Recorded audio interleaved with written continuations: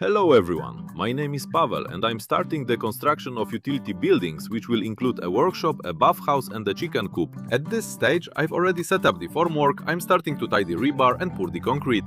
I'll say right away that not everything went as smoothly as I would have liked. In general, the formwork should have been made a bit more reliable, and as a bonus, I'll do a very interesting and useful unboxing for you. Make yourselves comfortable and let's get started. It's rainy today, but nothing is stopping us. We've already ordered the rebar to start tying it. I ordered 12mm rebar to make it stronger. I paid all the money up front, I don't know why that happens. Instead of 12mm rebar, they brought 10mm. Well, the driver doesn't care, he says. I don't know. Unload it and sort it out yourselves. I called them and said, you brought me 10mm instead of 12mm. And he says, well, I said, I need to get the job done urgently. I even hired an assistant, I'm paying him money. Who knows when they'll deliver it? For some reason, when I take an advance payment from people for work, I actually want to do it better and faster, because I feel responsible since I've already taken the money up front. But why doesn't it work like that for everyone? Before you pay, they treat you like royalty. As soon as you pay, they drop you, step over you, and move on. It's also 6mm rebar for making the frame. The rods are supposed to be 6 meters long, but they brought ones that are 5.90. These rings are 1.5 meters each, so it's not enough. You have to check everything after everyone. For some reason, it just drains your energy. If you do everything well and properly, and you try your best, you'll feel good inside. And it will come back to you. What you sow is what you reap. If you treat the client well and honestly, it will all come back to you. But if you start to deceive them, it's little things like that, just a few cents, but the person is left dissatisfied. And all of that is felt later on an energetic level. Naturally, I wouldn't recommend anyone to go there, to that metal group. I'd rather say that metal group is exactly the place you shouldn't go. The rods are supposed to be 1.5 meters long. We have to cut them shorter. It just means we'll have to make the overlap smaller this way. Alright, it is what it is.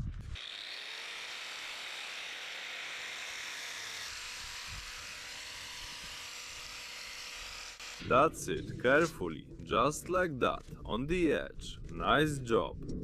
Then we take it. Just like that.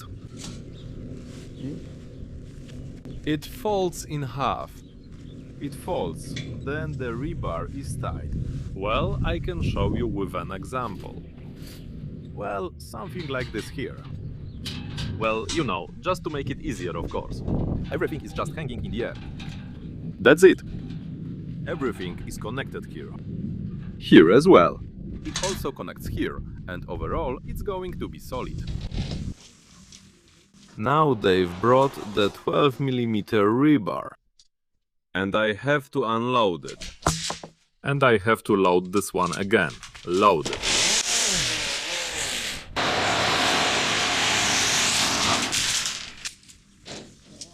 It'll get wet in the rain now, it'll rust, and they'll sell someone a rusty one. That's all there is to it.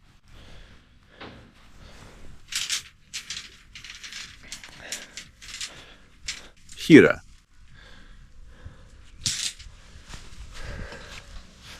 Yeah, let me see. 540. And these are 560. 5,60. They're passing it down. So they swapped the rebar. They took the 10mm rebar and brought 12mm instead. I paid for the rebar, length 580, 585. Well, for example, 540 from 70. Roughly speaking, they just didn't give me a few meters of rebar. I don't really care, it's not going to make me poorer, but it just upsets me to see this kind of attitude toward work. And they wouldn't be any poorer either if they just did everything the way they're supposed. Roughly speaking, they just stole money from me. For me, it's not that important, but what about them? Well, I just hope everything works out for them, and for us too. I just hope everything turns out well. It's no big deal, I forgive them. One Rogoza is ready.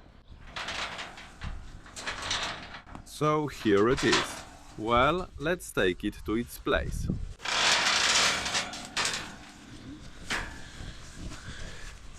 Yeah, it's not heavy. Kostya didn't need to help. I could have handled it myself.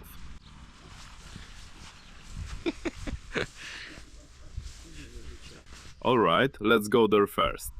I've already tamped down the sand here, so we can start filling it in. Alright, let's put in the first one. There we go. Well, what do you think, my dear subscribers? Do you think it turned out well? I think it's great. Look at these ties. We've counted. Let's take the main rebar and tie it to these ties.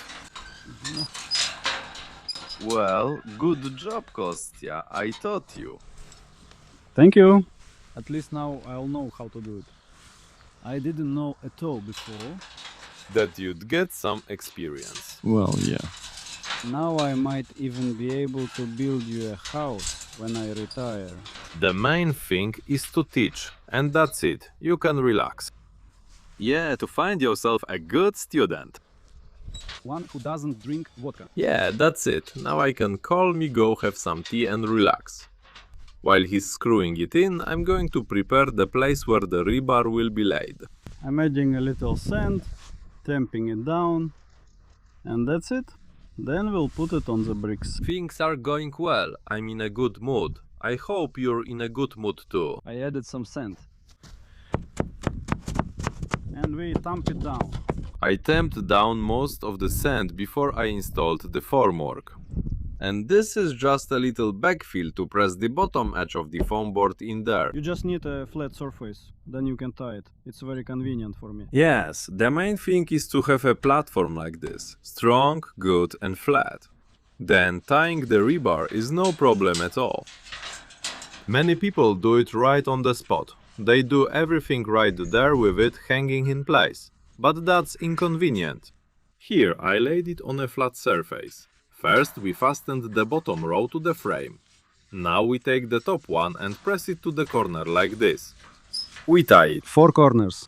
See, it ties easily. See, Kostya learned very quickly. It only took showing him once. But now at least I used to wonder how they tie them. Well, I thought they tied them with knots.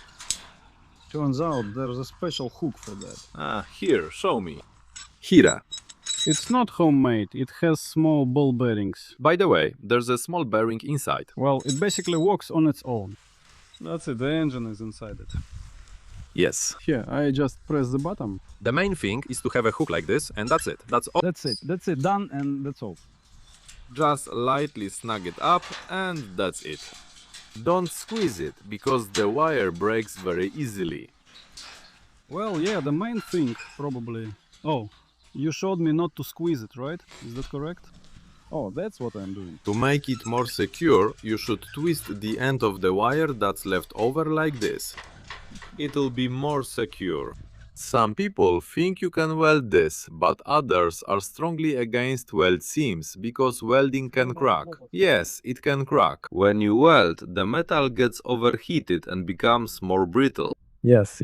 But if you tie it with wire, the metal stays strong. It's good, yes, it works. But when you weld it, it's considered that only half of it works. Well, that's all. The frame is ready, just a couple more minutes and we grab it and carry it to its place. Well, here we'll show you as an example. We ordered these 4 pieces from another place. And look at the difference, how far off they are. These have the air of like this. Well, they should be like this. These are off one way and those are off the other way. And so. Well, at least these are 5 kopecks cheaper. Yeah, so think about it. What's better, to buy cheaper or to pay 5 kopecks more? And I ordered concrete for tomorrow, and now look what's happening. Everything's turned to mush. I almost sank in up to my knees here. See, I walked over there out of habit. Thought I'd just walk through easily, and my foot just sank right in. What a muddy mess. We need to call and cancel the concrete delivery. The truck can't get in here at all. There, that's it. It sank. Alright, we're cancelling work for today. We're completely soaked. I hammered in a few stakes and I'm already completely wet. And Kostya doesn't want to come out at all. Our task now is to make spacers like this out of foam board to fix the rebar in the center and to support this foam board so it doesn't collapse inward. Right here we'll need to add a little bit of sand so the foam board doesn't move inward. We'll brace it. It's supported by bricks from below and from above it will be supported by these spacers. I've already finished this one side. Alright, I've secured the rebar and pressed this down. And now I need to do this all around the perimeter. Alright, the braces are ready. Here is the outlet for the sewage system. All the other utilities, water supply, electricity, will come in under the foundation because the depth isn't great. It's 60 centimeters here. You can easily dig it out. Now I'm spreading sand around the perimeter. I'll add a bit more and then we can order the concrete. Did you come to help pour the concrete? Yes. Alright, that means everything will go well now. Oh, the truck can't get in because of the mud. You need to take a running start. You need to. Ah, it's sleeping.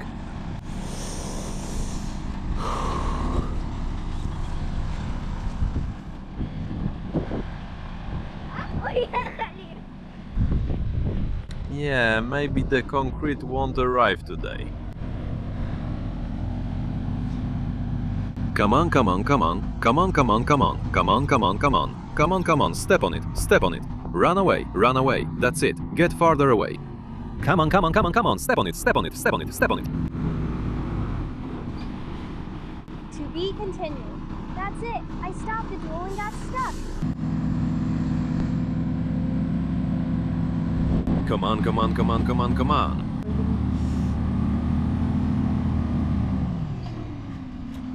Alright, I'll have to unload right here. What have we done? What have we done here, huh?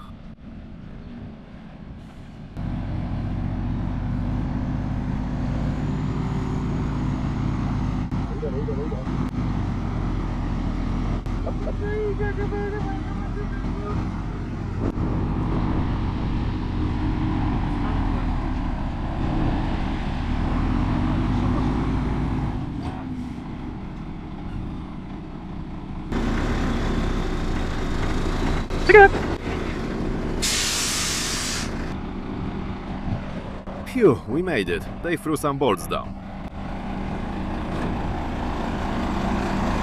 Now, we'll need to level the ground here and plant some grass. We've made quite a mess.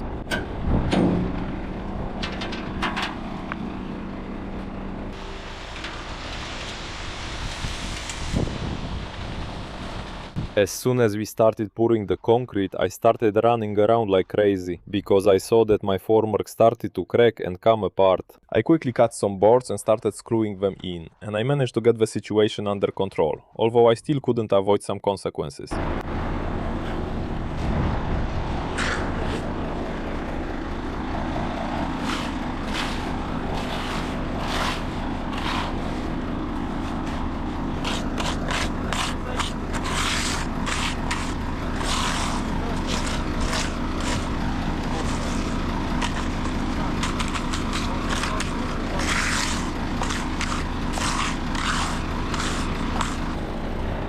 Kostya, where's the step back?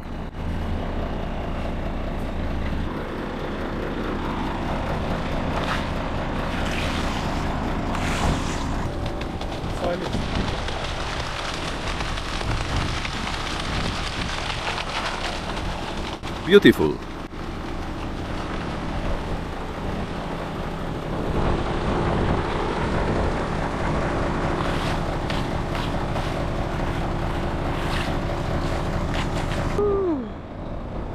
Och.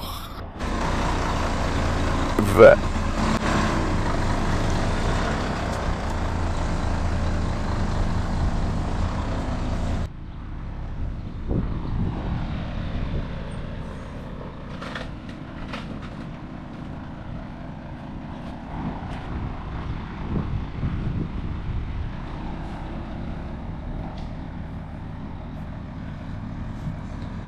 We made quite a mess. Okay, let's remove the boards. We didn't finish in an hour. We spent 2 hours unloading concrete. But in the end, everything turned out more or less okay. I'm really glad about that. Of course, here. The main thanks here go to Kostya and Ivan. 2 guys who helped a lot. Actually, I was just helping and they were doing most of the work. I was just smoothing the concrete. Of course, there is a flaw. Just a small one. It bulged out a bit here, but we caught it in time. It's good that we ordered a bit of extra concrete, just in case. That's why we had enough for everything. This is the pile that's left. We should use it somewhere. But right now I just don't have the strength. No strength or time at all. Now I have to go. I need to attend a parent-teacher meeting. Ivan, how are you feeling? It was hard, Hard? but it's okay. We made it through. Well, here we go. Really. It was really hard. I didn't even think it would be this hard. I've poured concrete before, but it feels like it's my first time doing everything. Next time, I need to take everything much more seriously and make it a lot more robust. Because everything turned out way too runny for us. In some places, yeah, it bulged out, and at the end, a little bit leaked out too. Well, alright, it's holding up for now. That's the most important thing. The main thing is for all of this to set. The OSB was soaked here in the rain. It had been sitting there for several days. That's why it was cracking too. See? It's bulged out a bit everywhere. Well, that's it. The concrete has set. Well, the concrete has been brought in. It's fine. It's like stone now. We can start taking it apart. Oh, it was under tension. We'll have to straighten it somehow. We'll tap it with a hammer and it'll be fine. Anyway, the first row will be laid on mortar. After pouring the concrete, heavy rain started. Everything got flooded here. So I didn't even have to water the concrete myself. Moisten it. I'll honestly tell you about the main mistakes I made. The first main mistake is that I didn't screw on enough of these little boards. Later, during the pouring process, I started screwing in more, because they were bearing the main load. I screwed in very few of them and did it very weakly. I just put one small screw in each one like this. It should have been 2 good screws. When you pour concrete, the formwork gets pushed apart. I thought that these supports would take most of the load. I was counting on these supports to hold well. When I was driving in these stakes, I could barely get them in with a sledgehammer. But then it started to rain. Everything settled and these stakes, they started to move.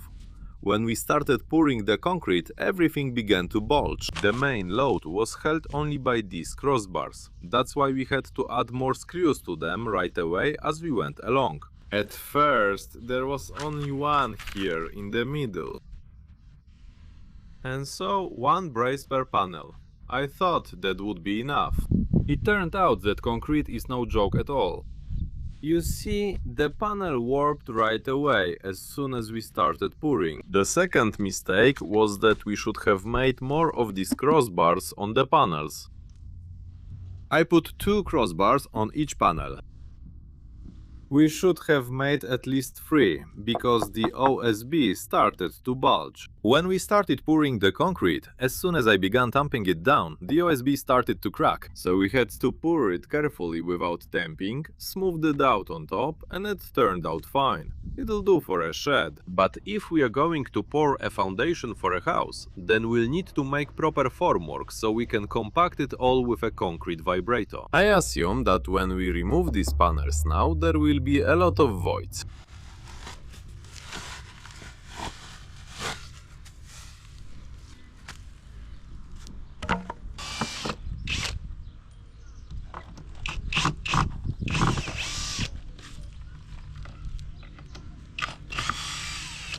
Feast your eyes. Yeah, feast your eyes.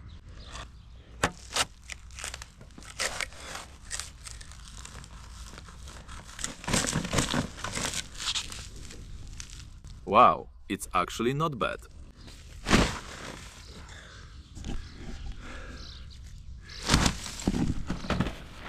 Ah, look at this, how beautiful it is. There are some small voids, of course. But that's completely normal. Gorgeous. I think that's gorgeous. The formwork panels, of course, are already in bad condition. It won't be possible to reuse them. At the very least, the OSB will need to be replaced and these braces added.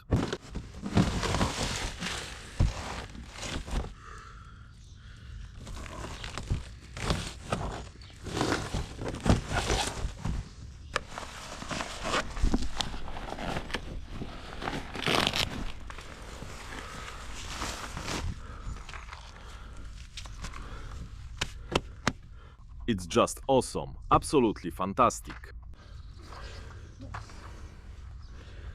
Wow, that's beautiful. Well, there you go. There are little voids like this underneath. Ah, well, that's exactly in the places where the bricks were. Look, there are still little voids there. The concrete just didn't flow behind the bricks. But that's not important at all. I'm satisfied. Oh, so satisfied. There should be a sewage outlet in this spot. If it's not there, that would be bad. So, here it is. The pipe was supposed to be held by these self-tapping screws. Here it is. Everything turned out great. Here it is, everything is in place. Please, leave a like. I actually told my friends to get the sauna whisks ready. I'm already visualizing it myself. There you go. Here is where the entrance to the sauna will be. I'll make a heated floor here. Who can guess which room will have the heated floor? I've already ordered the underfloor heating. I wanted to show you the installation process, but I probably won't be able to resist, so I'll film the unboxing for you. I just picked it up from Ozone. Nice. So, here it is, the underfloor heating itself, and this is the thermostat with a display. The buttons feel really nice to press. Everything is packed so nicely. It has a protective film. Instructions and mounting hardware are included. Wow, there's a 25-year warranty, and the service life is actually 50 years. I'll still be showing you the installation process in the next videos. Well, I definitely need to show the unboxing right now. So, this little tube is for the sensor. For this one, it will go into the tube. We remove this film and here is the self-adhesive base. You just lay it out on the screed and it sticks. And on top you can lay tiles or pour self-leveling compound, but I'll show you that later. I've already installed this kind of underfloor heating and I just love it. It seems to me that this is the most efficient way to heat a room.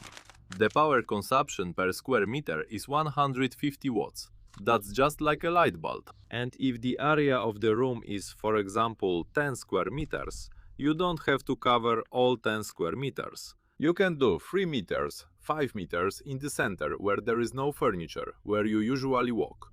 You lay it there so it's pleasant to step on with bare feet. Well, here you can program the temperature in the room. The underfloor heating system is called "nu niczego". It's very easy to remember. If something happens, people usually say "nu niczego, niczego". So that's why it's called "nu niczego". "Nu niczego" is made in South Korea. Even though it's made in South Korea, its price is one of the lowest on the market. That's why I'm advertising all this to you now, because the price and quality are as perfect as possible. Well, nu niczego, niczego. Niczego, niczego. Everything is fine. Great purchase, just like that. If you subscribe to the channel, I'll make useful review videos like this for you. I leave the link to it in the description.